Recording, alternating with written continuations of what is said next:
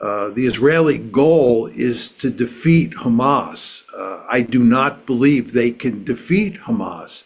I think the Israelis have obviously damaged Hamas considerably, but Hamas is still a formidable fighting force, and the Israelis are in no position to decisively defeat Hamas. They think that the time of Mashiach, in which the Jews, Israeli Jews believe, should come. That the time of Moshiach, or the Messiah, has come. Is that both Iran and the United States have been trying to avoid a war between the two countries. Iran doesn't want a war with us any more than we want a war with Iran. It's the Israelis who have been trying to drag us into a war with Iran. And they consider United States as just their tools to do that, not some superpower that they need to follow their orders. So they totally mock on United States. May I, sorry to cut in again, but may I quickly get a comment on what, or at least in your perspective, what is the intention of President Putin? Because it is some, I mean, speaking of, it's all a game of perspectives here. It is perspectives that I hear from people actually living in Western Europe that they believe containment or at least keeping Ukraine neutral is not the end game of Mr. Putin. Is there any truth to that? Concerning Ukraine, Ukraine should be, in the eyes of Mr. Putin, or either neutral, totally neutral, better friendly, but at least neutral, or ours. So that is all. So neutral or ours. Neutral, we tried, we failed. So it should be ours. Concerning Eastern Europe, I would repeat the same. Either it will be neutral, or it will be ours. So that is for, and people like Orban, people like Georgescu in Romania, people, different other persons understand it very well. So we could not tolerate hostile, weak and aggressive entities and the dangerous distance to us. So, but the threat of Ukraine is existential. And the threat of the Eastern Europe is less existential. So it is, I think, the product or the case of bargaining. But we could say, so maybe it could be a bit more hostile, a bit more neutral, but we prefer to be neutral or friendly. Hostile Eastern Europe represents for us existential threat of the second degree, of the second importance. Ukraine represents for us the existential threat of the first degree. It is to be or not to be. That is more or less how I would answer. If I could just make a very quick point on this latter issue of Putin's intentions. Putin has never once said that he was interested in conquering any country in Eastern Europe and making it part of a greater Russia. He's just never said that. Second point I would make is the Russian military is not capable, in my opinion, of conquering all of Ukraine and then conquering countries in Eastern Europe. As everybody surely recognizes, the Russians have had a difficult time conquering the eastern one-fifth of Ukraine. The idea that this is the Wehrmacht in World War II that's poised to launch a blitzkrieg into Eastern Europe and then into Western Europe is an argument that makes zero sense. It's a crazy argument. The Russian army is a quite formidable fighting force, but it does not have the capability to conquer countries in Eastern Europe. The third point I would make is the Russians occupied Eastern Europe during the Cold War. It was a nightmare. They had a big insurrection that had to be put down in Germany, East Germany, in 1953. They had to invade Hungary in 1956. They had to invade Czechoslovakia in 1968. There were 3 times they almost had to invade Poland to put down insurrections. They had huge problems with the Albanians and the Romanians. The idea that the Russians want to go back into Eastern Europe and try to manage the politics of those countries is a laughable argument. They would be crazy to do that. And Putin, you might not like him, but he is a first-class strategist, and he surely understands. I believe that even occupying the western half of Ukraine would lead to unending trouble because of all those ethnic Ukrainians there that Professor Dugin was talking about before. The last thing he wants to do is start trying to conquer countries in Eastern Europe. I've been there, I've done that, and it did not work out very well. Exactly. In that sense, I agree. If it is okay with both of you, can we possibly move on to the topic of the Middle East? And then I also hope to leave a bit of time for our friends, some of them influencers, some of them from the media, to ask a few questions, because many of them are joining us from around the world, literally middle of the night for them. So on the point of the Middle East, Gaza, is there any possibility of us seeing a ceasefire or any sort of resolution in the immediate future? I'll say very quickly, I think there is a possibility at some point that you'll get a ceasefire, but will you get a resolution of the crisis between the Palestinians and the Israeli Jews, or will you get a resolution of the war or the genocide in Gaza between the Israelis and Hamas? I think the answer is no. The Israeli goal is to defeat Hamas. I do not believe they can defeat Hamas.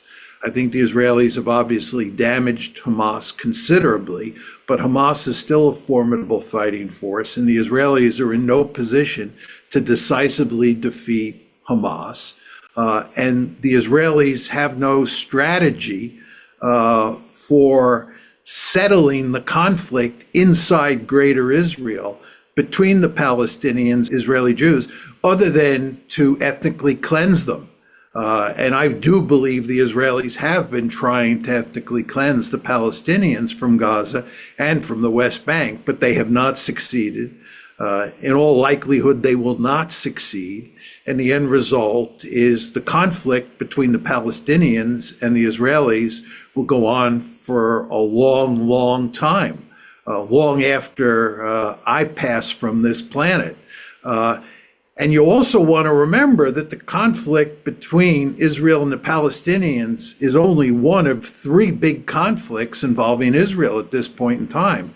There's also a conflict in Lebanon that involves Hezbollah on one side and Israel on the other. And even though you just got a ceasefire, the fact is the Israelis did not decisively defeat Hezbollah. They cannot decisively defeat Hezbollah. And this conflict is going to go on for as far as the eye can see. And then the third conflict, of course, is between Israel and Iran, where the United States might even be involved. The Israelis cannot defeat Iran, and this conflict shows no signs of ending. And indeed, there's a real danger that Iran will get nuclear weapons. So when you look at the Middle East, it's a bleak situation, much like Ukraine. And in my opinion, there is no hope for putting an end to all these conflicts anytime soon. Do you think the Trump administration might even consider even the slightest possibility to get involved most directly, particularly between Israel and Iran? No, I think that the Biden administration has demonstrated clearly that we have no interest in getting involved in a war with Iran. It's a war we could not win. And if we did get into a war with Iran, it would incentivize them to get nuclear weapons. So I don't think the Trump administration will be interested in fighting a war against Iran. By the way, what's been going on with regard to Iran and the United States is that both Iran and the United States have been trying to avoid a war between the two countries. Iran doesn't want a war with us any more than we want a war with Iran. It's the Israelis who have been trying to drag us into a war with Iran. The Israelis want the United States to attack Iran, to destroy its nuclear facilities once and for all, which is impossible to do, but they want us to try to do that. And they want us to do so much damage to Iran that we will affect regime change in Iran. And presumably we will then get a government in Iran that's favorable to the United States and to Israel. This is delusional. This is not going to happen. Most American policymakers thankfully understand that, and therefore we're trying to avoid a war with Iran. And again, Iran's trying to avoid a war with us, but it's the Israelis who are trying to drag us into a conflict. And I don't think the Israelis will succeed with the Trump administration, where they failed with the Biden administration, but one never knows. I would like to add some words. I agree in general features with what Mr. Mearsheimer has said, because it is true.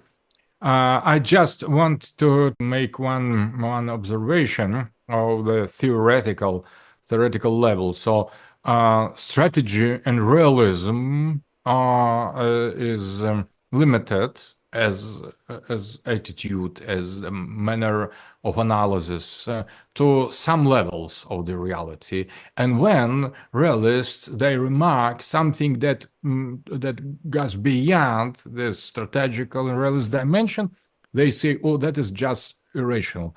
And there is a kind of too irrational attitude, I think, in the strategy in the international relations. On one hand, liberal idealism, that is promotion of the liberal democracy against the interests of, for example, United States. That is, what is globalism? What is globalist attitude? To sacrifice American national interests in order to promote some agenda of LGBT individualism, posthumanism, something that sounds progressive. And in order to promote this agenda, the way is to get beyond American national interests. So we are dealing here with some perverted kind of idealism. So ideals beyond the interests. So something that is liberal way. But in the case of Israel, we are dealing with the different kind of not realist attitude. It is not liberal anymore. It is the kind of eschatological agenda. So I think if we consider Israeli far right or religious right, they consider the reality on the totally differently than ourselves. That is not strategical. That is very idealistical, but not liberal in liberal sense. They think that the time of Mashiach, in which the Jews, Israeli Jews believe, should come. That the time of Moshiach, of the Messiah, has come. And in order to accelerate his appearance, so Israel should prepare the path. And to prepare the path is to cleanse the territory of the greater Israel from any kind of shells, any kind of something that doesn't belong to the core of Israeli identity, and to blow up Mosque Al-Aqsa, and to start to build third temple. That is how Bezalel Smotrich or Ben-Gvir or Dov Leor or other intellectuals inside of far right of Israel, they conceive the situation. So they are beyond any strategy. So kill Palestinians, cleanse Gaza, cleanse West Bank, conquer Damascus, kill Assad, cleanse any Palestinians from the promised land. That is the way to accelerate, to provoke the coming first coming of Messiah. We could say that is laughable. We could say that is totally irrelevant or irrealist, but it is so. If we are consequent realists, we need to understand them. And they consider United States as just their tools to do that, not some superpower that they need to follow their orders. So they mock on United States. They consider this very stupid but huge power that should be used to achieve the goal of this small, relatively small group of people, but with very fanatic ideas. That adds some eschatological element to the Middle East strategy. So we need to put on the same scale, on the same level, the realities, strategical realities, what United States wants, what Iran wants, that for Syria or Hezbollah or Hamas could afford, and this eschatological level of totally irresponsible, comparing with strategical level of thinking, behavior. So, and that being not strategical, not realist in its core, in its nature, it acts on the level of the global strategy. So that is, I think, a very important element. So Mr. Mearsheimer has shown some years ago in his as well controversial text with Walt, how small Israel is in front of global American interests, how secondary, how unimportant Israel as real political entity is comparing with the global interests of United States of America. And that is totally correct on the level of the realist strategical analysis. That is totally true. But if we take in consideration subjective reality of the Israel government, we could say they are ready to violate any kind of realism, any kind of strategical thinking in favor of their messianic ideals. And we need to deal with that. So it is quite irrational to start war between the United States and Iran, but such war could happen.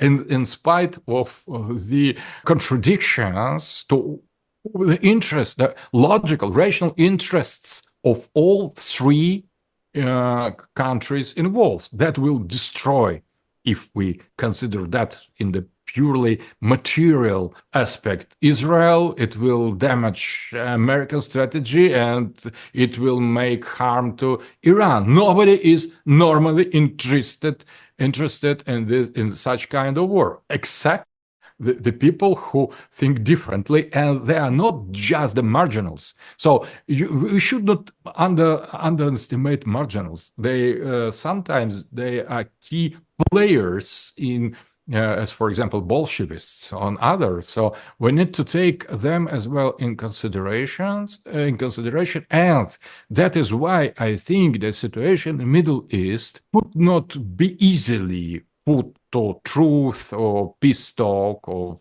ceasefire in Gaza or elsewhere in Lebanon, precisely because of this factor. It is just maybe minor factor in the politics, but it is very, very, very powerful in the Netanyahu's government. I wouldn't underestimate that. 姐妹们总烦恼脸上细纹干燥与暗沉，现在起跟我一起放心交给 KS Royal Face 皇家颜值逆时奇迹系列。KS Royal Face 皇家颜值逆时奇迹系列，它添加5种 EGF， 专门防止肌肤老化，强化皮肤修复，增加肌肤弹性水嫩，轻松抚平皱纹，换回青春自信。KS Royal Face 皇家颜值逆时奇迹，活肤露全效精华，精华霜即刻启动冻龄密码。